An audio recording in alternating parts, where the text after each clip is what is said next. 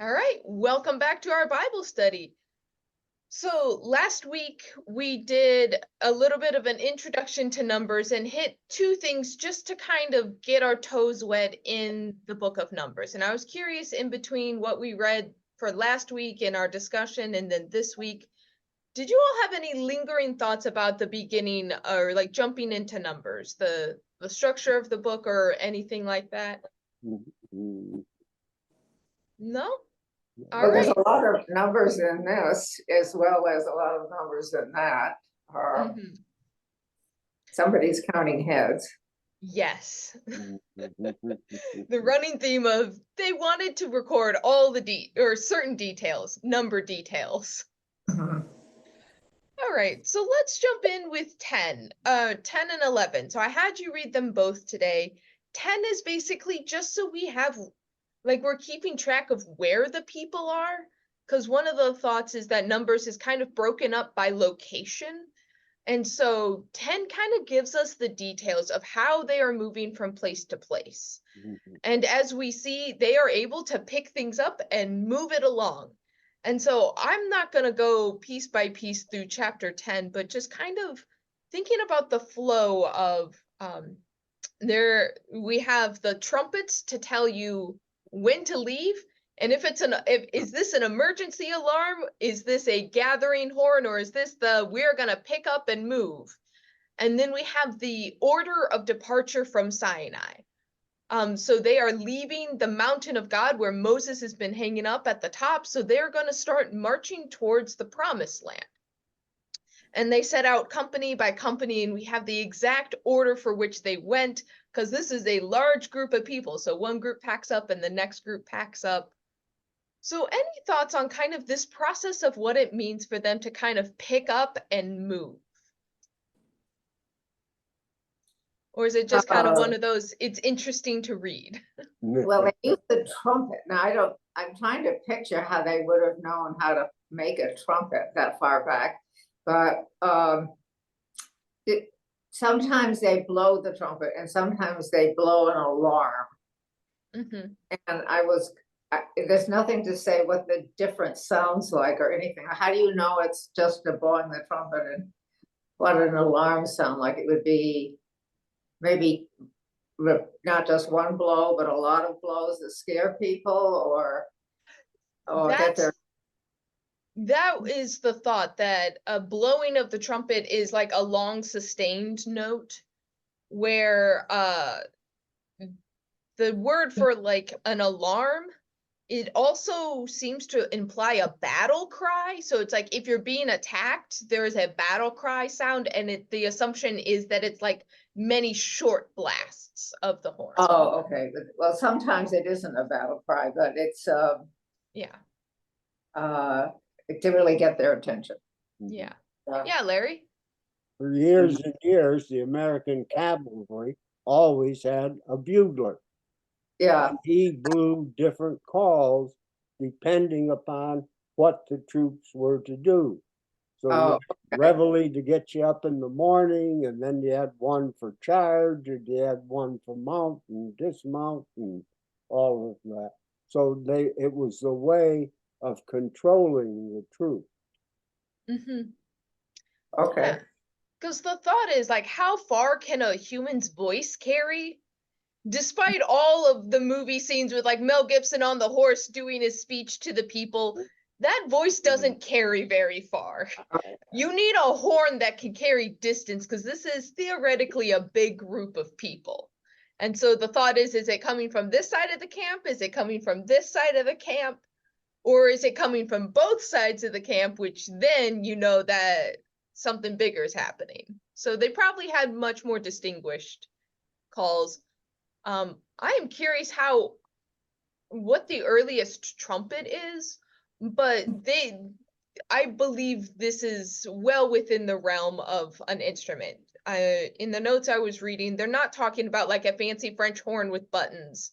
They're talking about, like, if you think in like Disney movies where there's just the people and it has the mouthpiece and it just has the big horn, and what changes the note is just your mouth. That's probably more similar to what they're doing.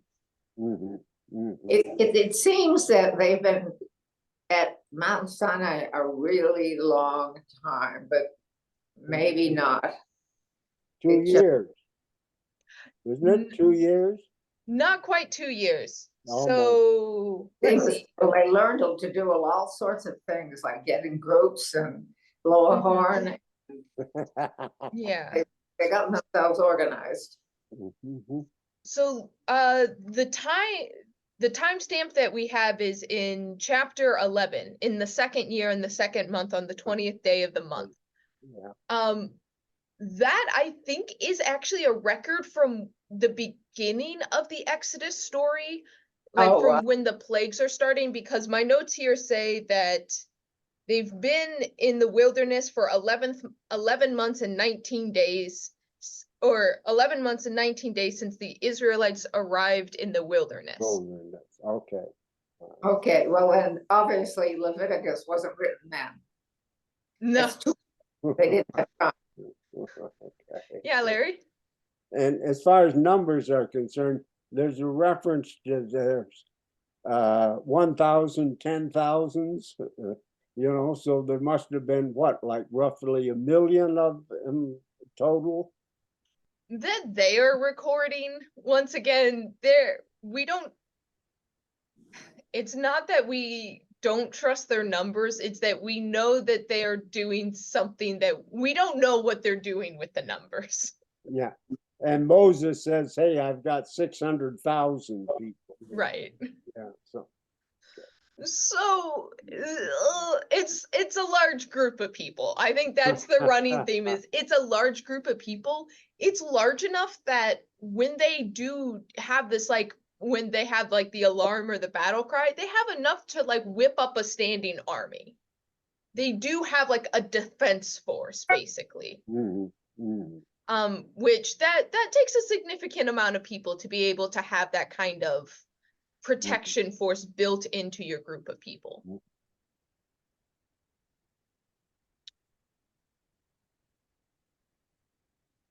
All right, so just a few notes before we jump to 11, and I'm looking at verse 29 here.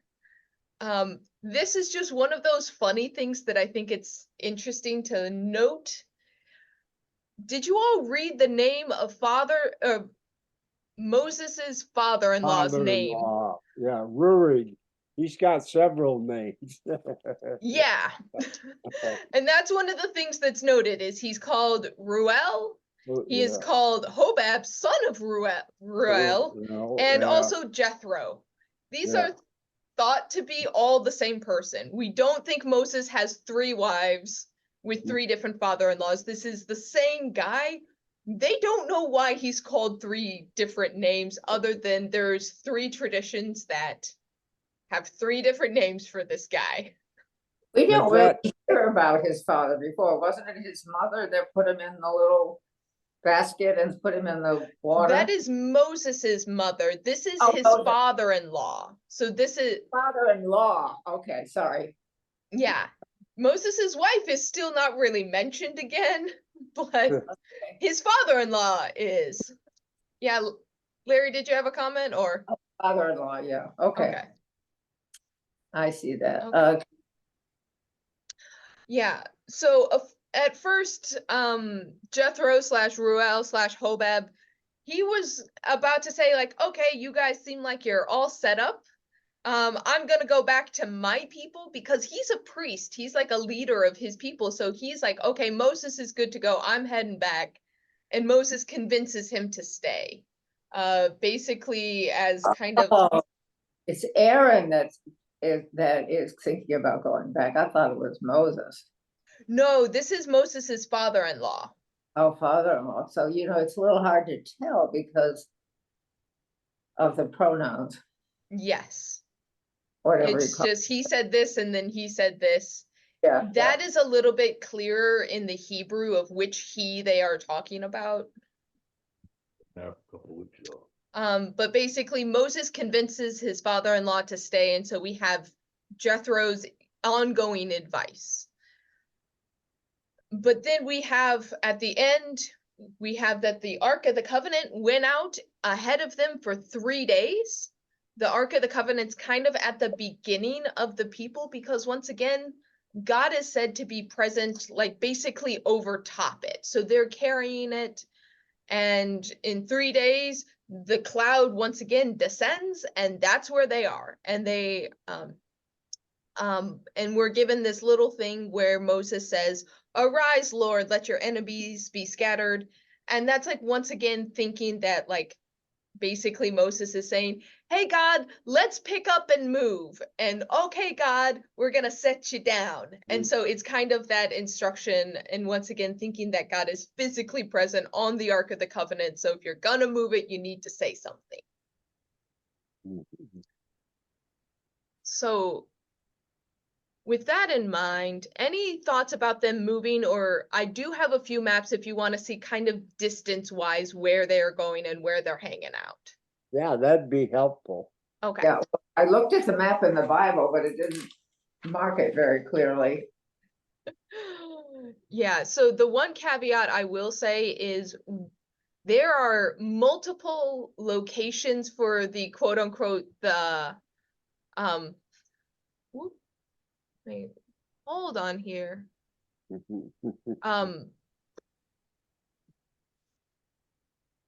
My computer is messing up at the moment. There is many places that claim to be the quote unquote true place of Mount Sinai. Sinai, yeah. So it's one of those that we have an idea of where it is, but we don't fully know where it is. We generally trust that it's at the bottom of the Sinai Peninsula. So in the middle of the Sinai Peninsula is a mountain range. And so there's a few ways you can cut across it. So Mount Sinai is thought to be down here in the wilderness of Sin. So they've come across this way. They immediately went down, and now they're going to go back up. So we have the wilderness of Paran, which we are told that there seems to be some ambiguity of exactly how big the wilderness of Paran was seen. But the final location at the end of chapter 11 that we will see is Kadesh Barnea, which is up here. So that's a long ways. yes, it is. Which is why the notes in this section are saying they probably traveled for more than 3 days. There is a reason why they traveled for 3 days in that we will get to. And all right, give me just a moment here. I have 2 more maps that will kind of give us another thing, but it always takes a bit to switch between them. All right, here we go. So here's another one that actually kind of has different routes put onto it. So the red line is thought to be what the people are going to be doing. So you can see the red line that kind of goes all the way down to Mount Sinai at the very bottom. Once again, slightly different location on this one. And then they go up. Why they connected at the top of the one gulf here is because that is a waypoint where they probably would have stopped for food and water and then kind of continued up and slightly west before they cut over east, which we'll get the story of why they kind of go up and back over and then right back, they go right back down. So all right. Oh, hold on. To tell you all why it gets really goofy for me to switch between these images is purely because the zoom toolbar is right up at the top of the screen, so I can't click my tabs because it thinks I'm trying to do something with the with zoom. All right. So 2 more just to give us a little bit of perspective. So this one is a little bit different. This one's more of a zoom in of the place that they're going to be at the end of chapter 11. And you can actually see they are like zoomed in. They are fairly close to the goal. God is kind of like, okay, we're leaving Sinai and this is kind of a straight line up. Theoretically, they could, we're gonna, in a chapter or two, you will see that the route of the spies, they are gonna go ahead and jump up, and they are basically within a few days of being in the land of Canaan. Okay. So that's where they're wrapping up today. But that said, this is more of a, instead of an over the top view, this is more of a horizontal Google Earth view of where they are in Sinai and kind of a little bit of the terrain. And you will see they will go through the wilderness of Paran once again, but they stop, they turn tail, and then that's where a lot of the 40 years are actually spent in this area here. They've spent basically 1 year down around Sinai, and then they're going to go up, and then we're going to have a lot of problems from now on of like dealing with the people and their fears, their insecurities, and all the things that they're dealing with. So any thoughts or comments about the route that they're taking here? All So how right. there are three different ideas about this. Do you know what the ideas are behind the variation? I mean, how do they know one from the other? I mean, why would one person say straight, one goes like this, and are It's things in the book, in the Bible that says that, or I'm just not clear? You don't It's know. all depends like which Mount Sinai you trust as being the quote unquote real one is purely what what different individual people think. Okay, For me, it's one of those that it's the consistency is that it's lower on the Sinai Peninsula. After that, I don't think it really matters. okay. When they kind of veer off and like hit a waypoint and then go up, that to me says a little bit of looking at archaeology and like if we were to make this trek, how would we do it? Specifically with water in mind of like how are we going to cross the desert with water. And so some people put waypoints saying like here's where you would fill up. Other Mhm. people look at trade routes. There's the one map. Let me pull this one back up. You see a few of these horizontal lines here. Those are known routes. Whoop, oh, I clicked something there. There we go. Those are known trade routes where they like there's a road there. It may not be a modern road, but there is a road. So like this top one is the way of the Philistines. So the Philistines were in what we would consider now like northern Israel. So they tended to stay along the coast, and it's partially because they had a seafaring culture. The way of the Shur, and I forget where the Shur are from, but they seem to take a more middle approach where they are more reliant on things like wells and oases. But there is kind of in the mountain range, there's a divot that makes this possible. So they're following the valleys. There is this the Amorites? The Amorites kind of cut directly across. Once again, this would be a way that the mountains allow. You can kind of see the mountain range right here. This is where tectonic plates are shifting and colliding. So this is very mountainous here, and it looks like there is one mountainous range. So the question is, if you go straight south, how do you make it north? Paying attention to mountains and water. And this is one that it looks like they are trying to pay attention to the archaeology of it, where some of the other ones are just kind of really cutting a straight line more or less and not paying attention to some of those other things. So Okay. like this one looks very direct. It's good to look at kind of the topography and the wilderness of it, but I actually trust this one less just because it looks too straight. It doesn't look like they're actually paying attention to some of the other things. So, Mhm. but it gives a different perspective. You can kind of see how close some of these things are. Mhm. So,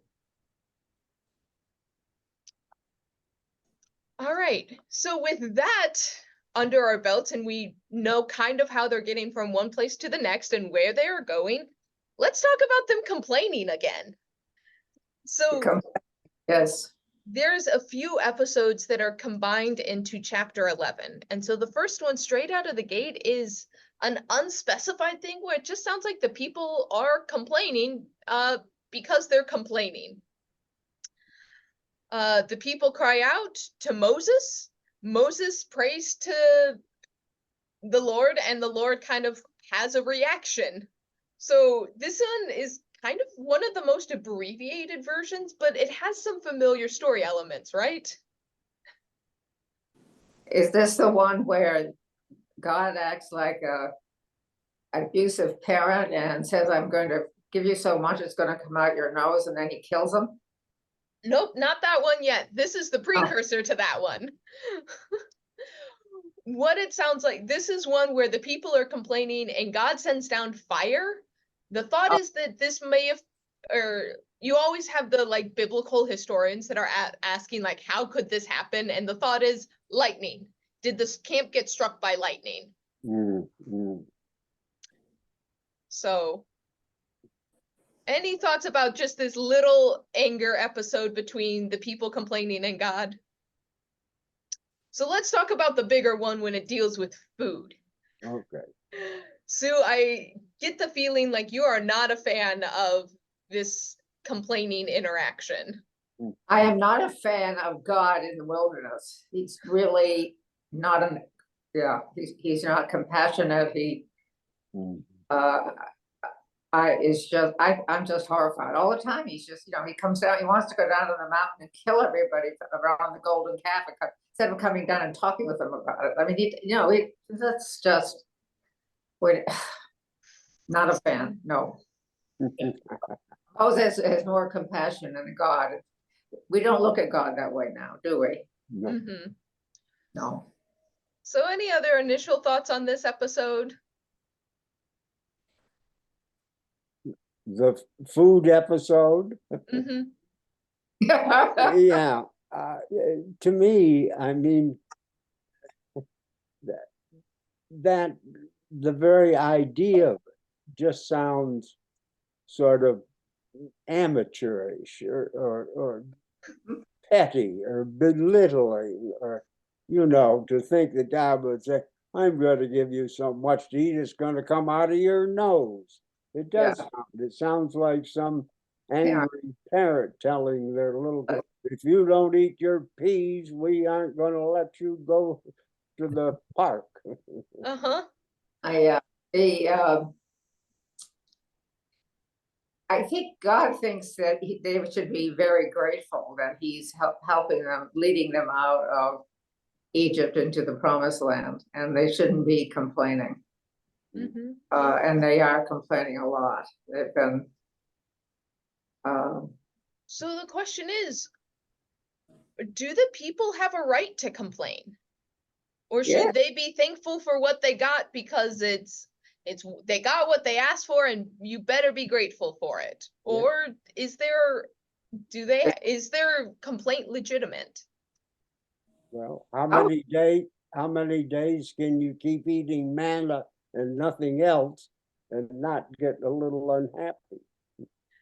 Well, they really can't picture what the goal is, I think. I don't know that they have that in their heads the way maybe Moses does or God does. Well, of course God would, but that this is a wonderful, wonderful thing that is happening, and they're hungry. Mm-hmm.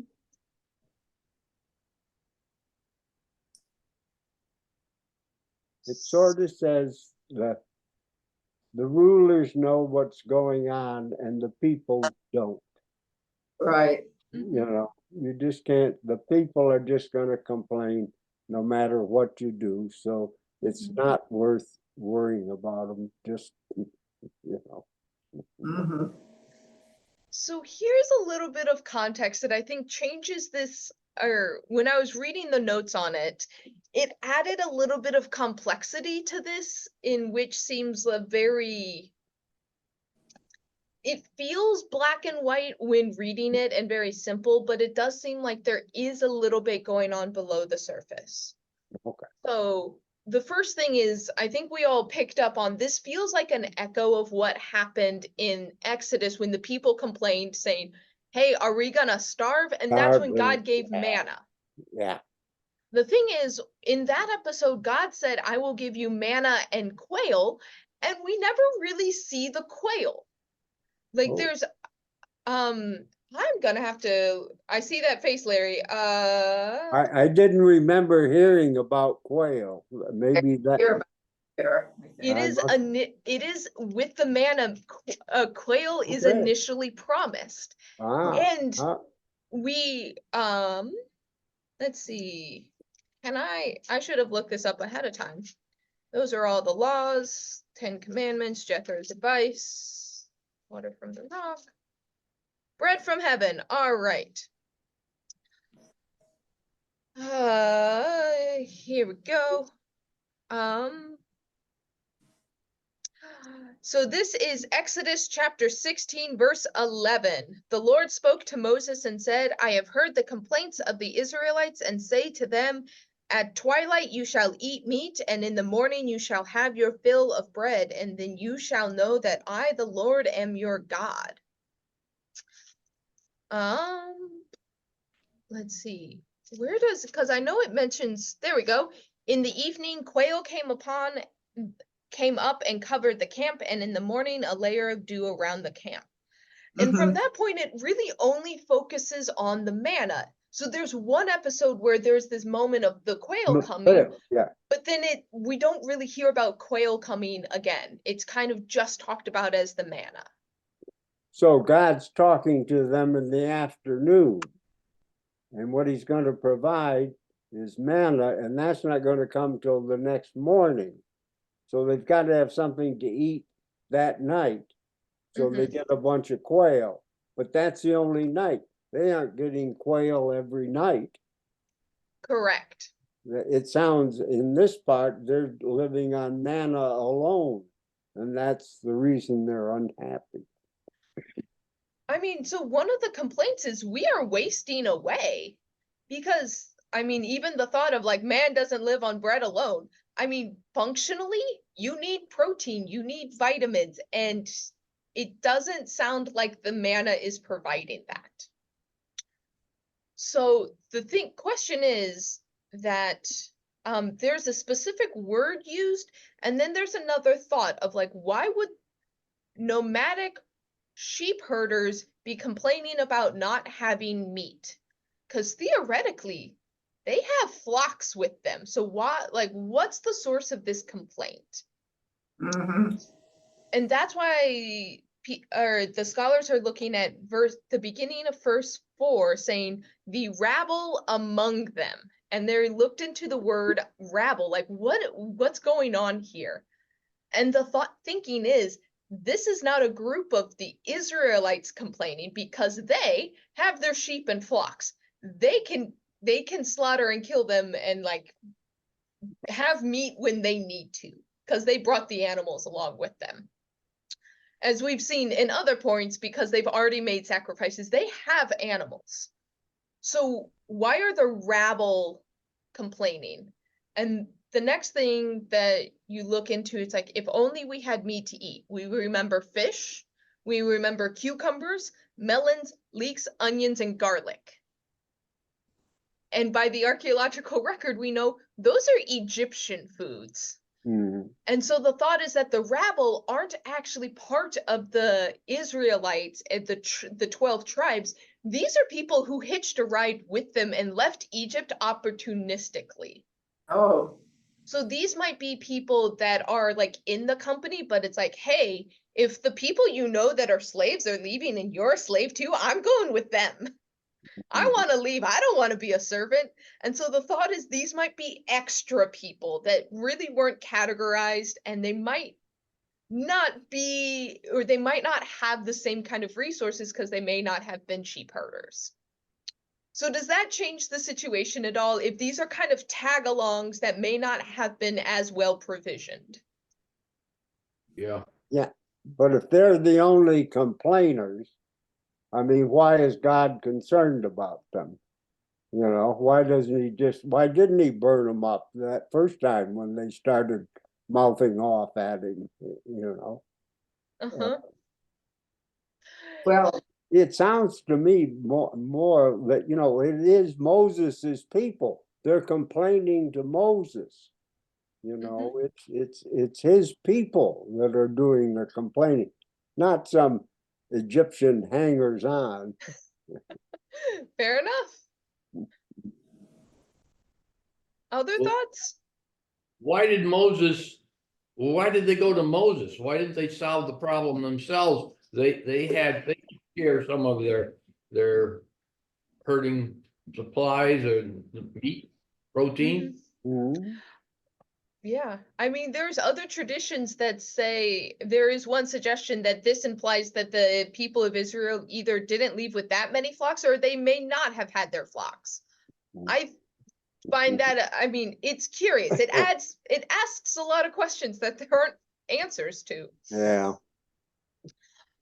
But at the same point, it does kind of imply that the people who are complaining, it isn't the full company of Israel at this point. It does seem to be a group.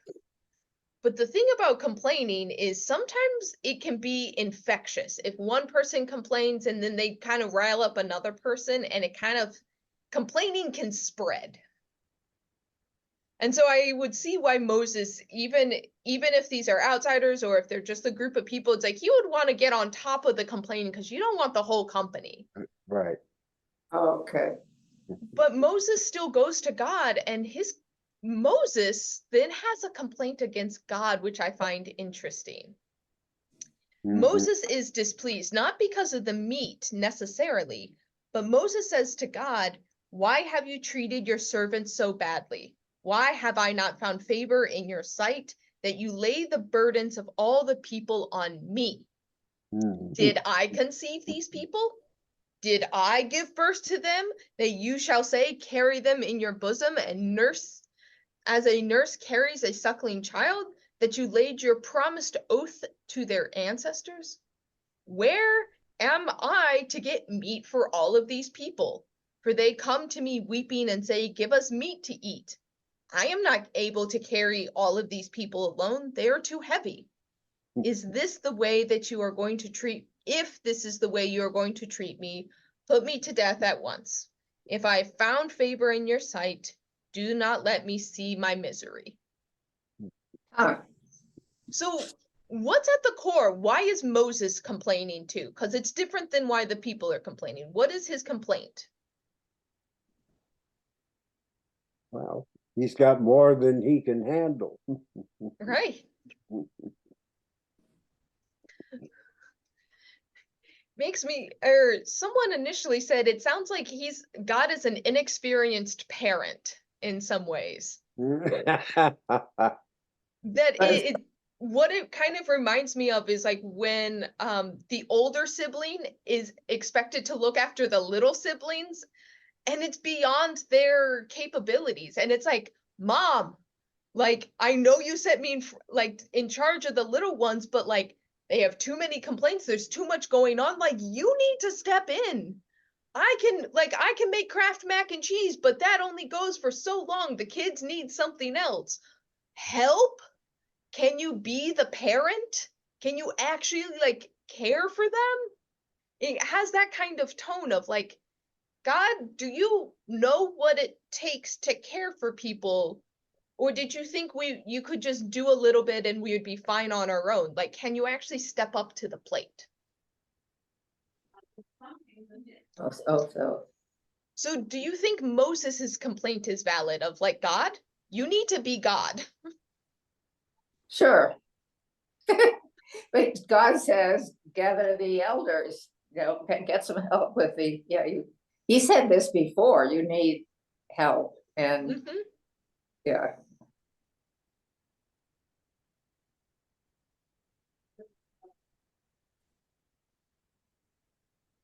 Yeah.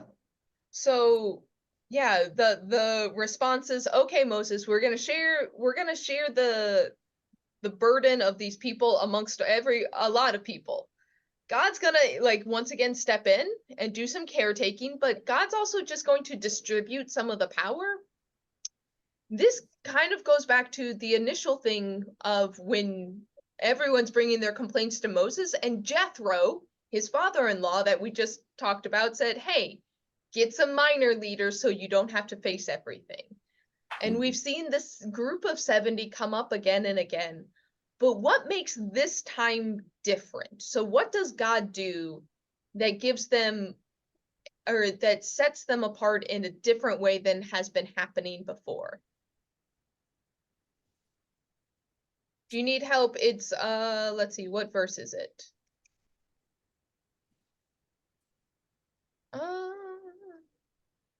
Whoop. There we go. Verse 24, there we go. Is kind of where the 70 or something happens with the 70. Okay, but yeah.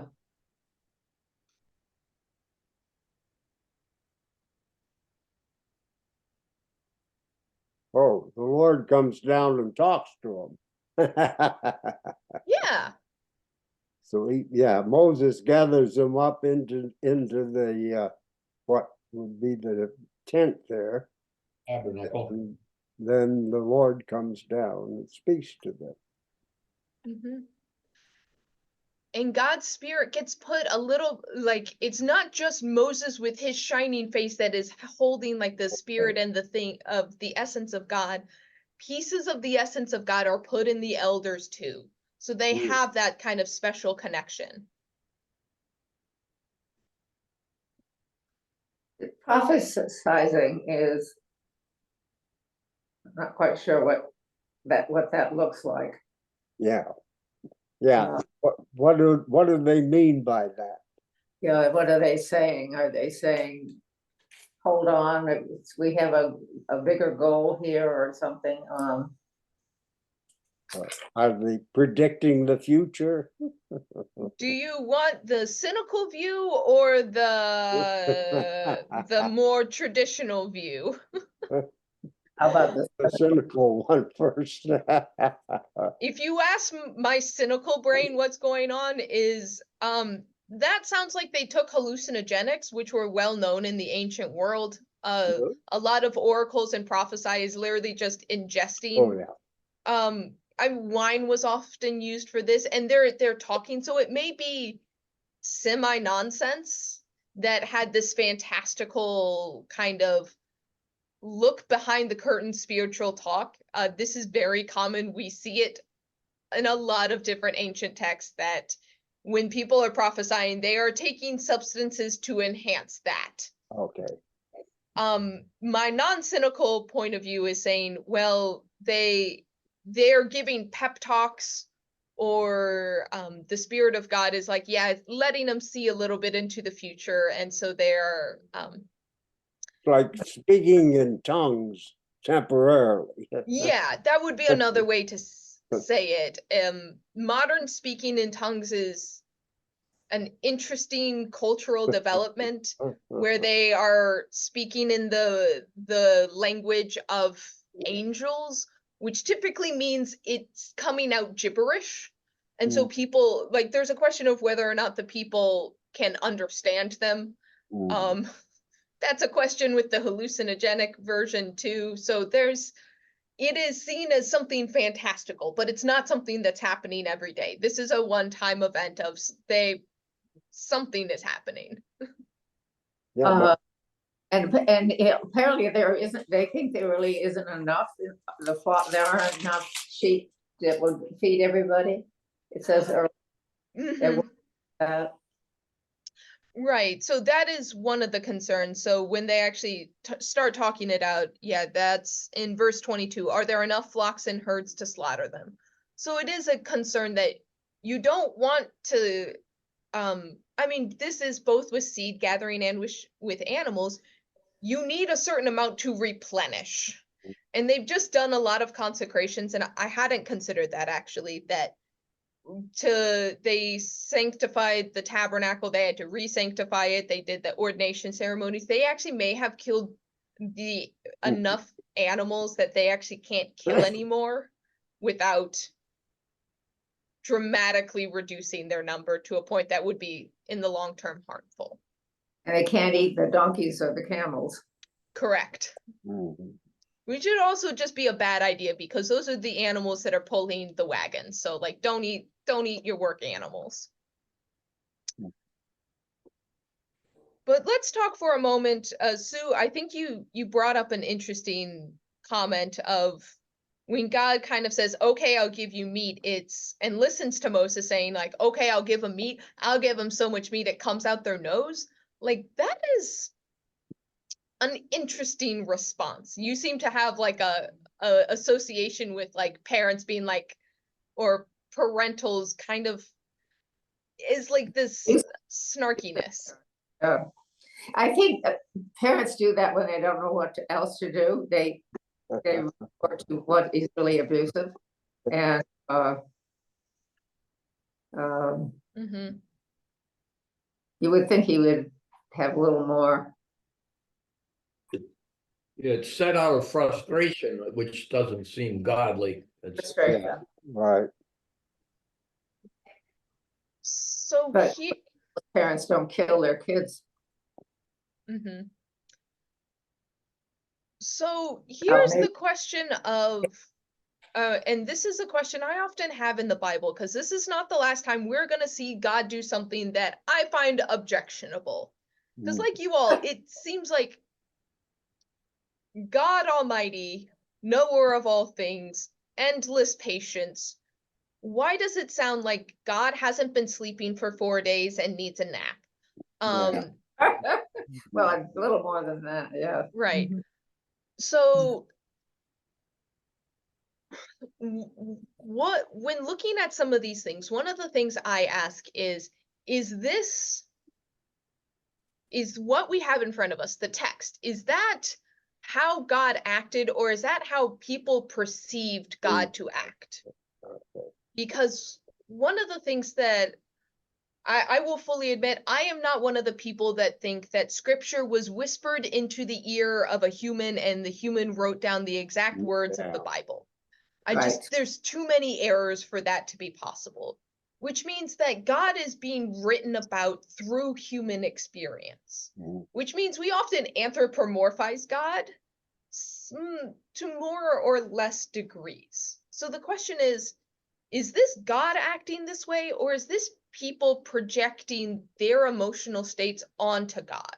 And what does that mean for us to do that? People do that. Would they kill people who are complaining? You think they would do that? When it seems like God is grumpy, sometimes I wonder if that's human emotion. Oh, yeah, it's a human emotion, I know, but when you start killing people, that's a little more than just being grumpy. It is. That said,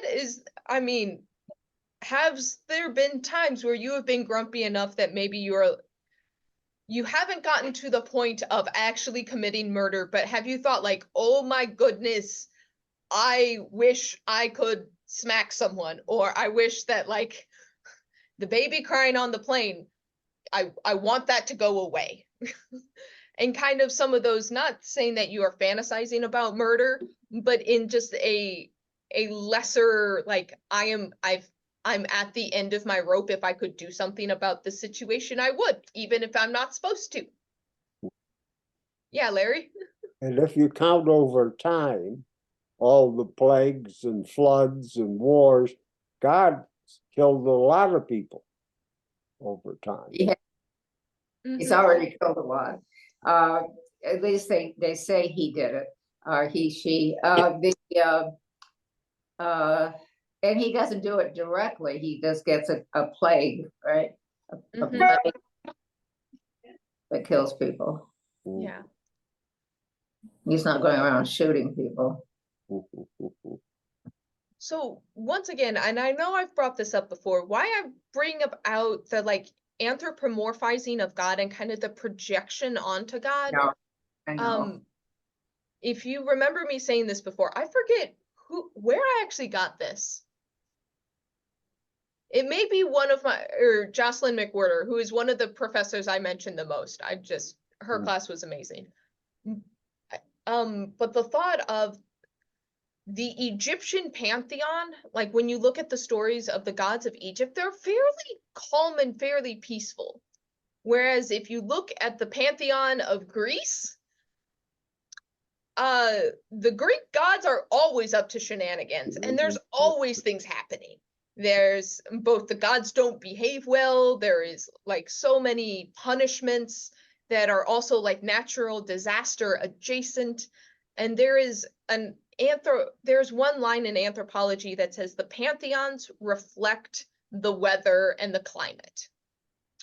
Where I wish I had more, like, we have less record of like European pantheons pre-Christian, but like even the one we do have is like the Norse pantheon, and we see their pantheon reflects dark winters and like struggle and some of those things. And so the question is, are things happening in this group of people in the wilderness, like lightning struck and burned a bunch of tents? Was that seen as the hand of God, even if it wasn't? Yeah. Mhm. Was there a bunch of quail that came down and they took advantage of it and people ate it and it actually turned out to be diseased, and so a group of people who wanted the meat the most, who ate the most of it, got sick and died, and it was blamed on God being angry?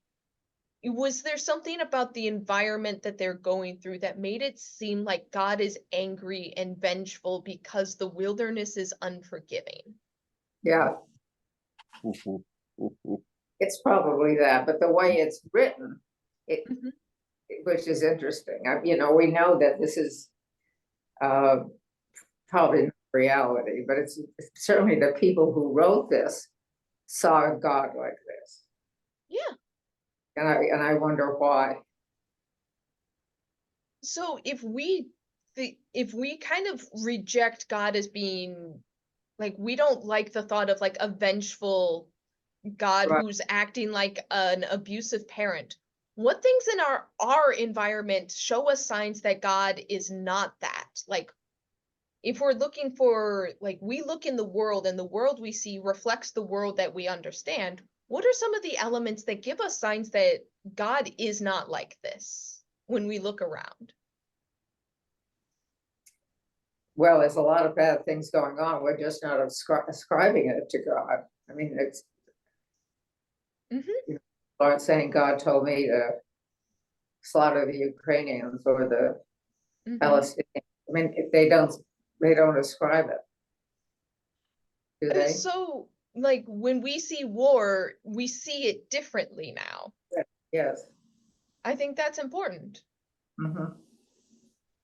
What are I mean, when it comes to like the weather, how do we like understand the weather that is different? Well, it's all due to special uh, changes in the atmosphere and streams and things like that that are, you know, it's all explained in a scientific way. Yeah. Mhm. And it's nice to have a sunny day. Mhm. The sun's not out right now. Mhm. Yeah. Yeah. So like when we have instrumentation where we can see a hurricane when it is still just coming off of Africa, like we can often tell storms before they've even crossed the Atlantic. They don't catch us off guard. Hopefully. We have weather prediction centers that like are like tornado warnings and watches are one of the marvels, in my opinion, of like human science, is that tornadoes used to be just something that came out of the sky. Now we know the conditions that create them. Even when things like tsunamis happen, we go back and we look for like what happened to cause this, even if it catches us off guard. So weather is no longer unpredictable. Are there other things that would have been described as a plague that are now predictable and understandable where they used to be random or forces of chaos or seen as judgment?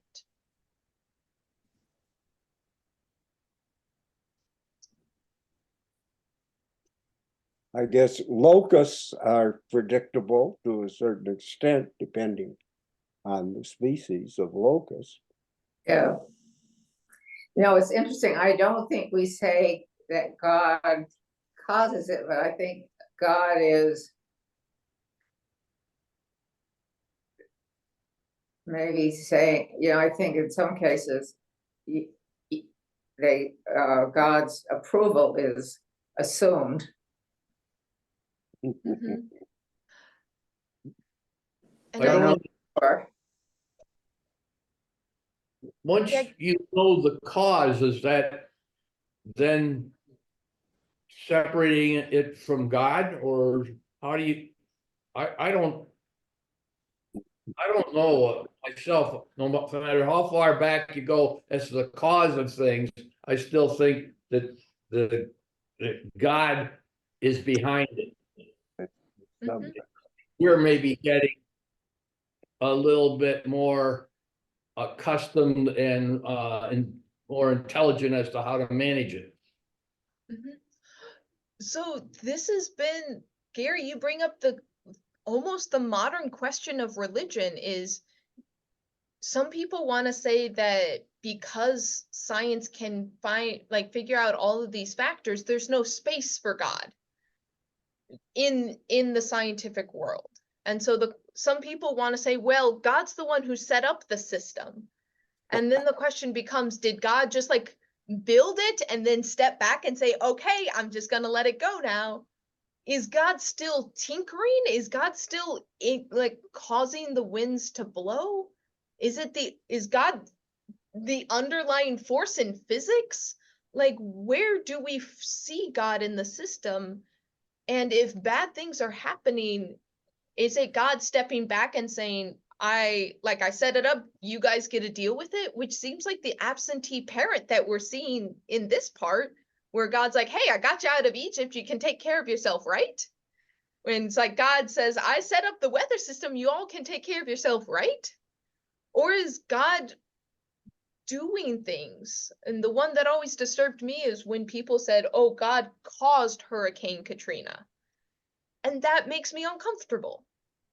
So it's like, where is knowing where science or like having science to explain things, where does God fit into it?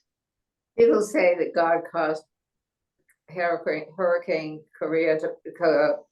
Katrina to punish or something like that, or okay. Because New Orleans was a haven of sin. God sent Katrina to wipe it off the map. I am not okay with that. That's a human interpretation. That is a human interpretation, where I think you can very much see human morality being projected onto God and being projected onto the weather, which is what I honestly think is going on in this scripture. Is there's some kind of human projection happening. Yes, yeah, yeah. But the question remains of like, where is God in the system?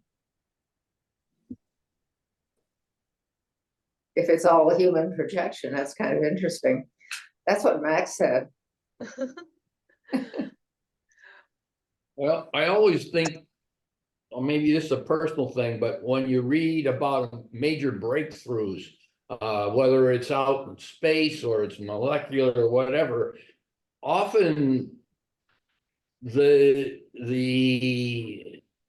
person or people that did this relate to the fact of the miracle and of the supreme being, that they tie it right to that because it amazes them when they make these discoveries.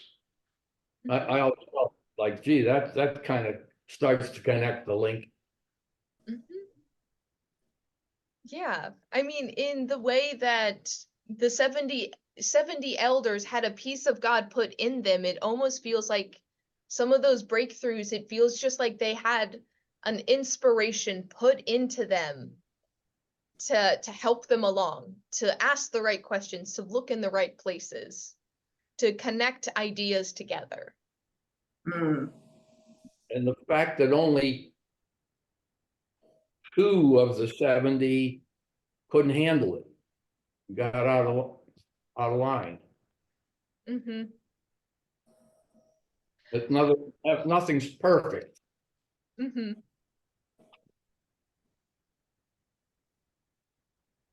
And Moses said it'd be a grand idea if God put a little of his spirit in all the people and they all became prophets.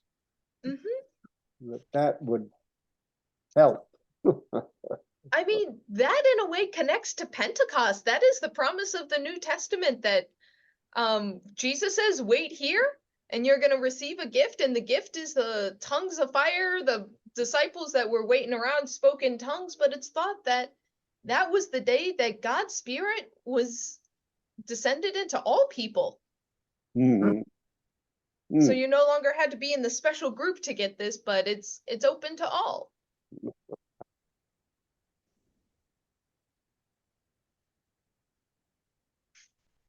Well, folks, we're about at time. Any final thoughts about this?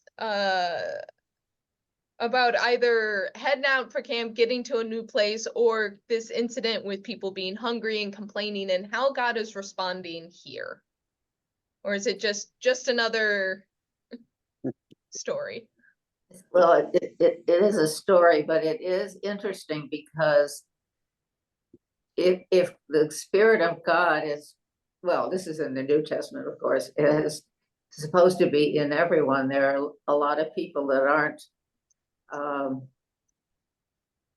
taking it in. I don't, or the interpretation of what God wants from them is not what some of us would like.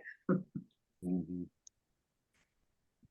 Yeah, that's one of the hard things is when Yeah, God's not down here sorting us out and clearing things up, which means people have different opinions of what God is saying. Mhm. So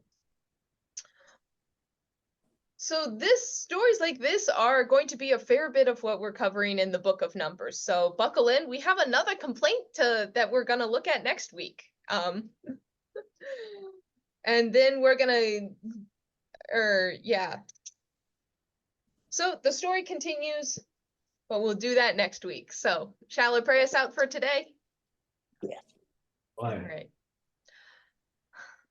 Loving God, it is difficult to read stories where people describe you in ways that make you sound demanding and abusive and and like you're struggling with the people that you promise to take care of. God, we don't understand you to be that sort of God today, but help us understand the stories that we read. Help us know what is you and what is people's experience of you. Because help us find the way between what we understand and the ways that we are being asked to be challenged to see you in a new way. Because God, we know that you are infinite and have infinite ways of being in the world, and some of them we understand and some of them we don't. But we pray to you, trusting that you are a loving God, a God that is forgiving and is willing to stay with us, a God who doesn't reach out in vengeance, but is merciful and kind. And so, God, help us to see those things in the world as well. And so may you be with this group until we're able to gather again to return to your stories, the stories that challenge and confuse us, but the stories that remain with us. We pray all these things in Jesus' name. Amen. Thank you, Chris. Have a great week, everybody. Yeah, take care. Okay, thank you. See ya.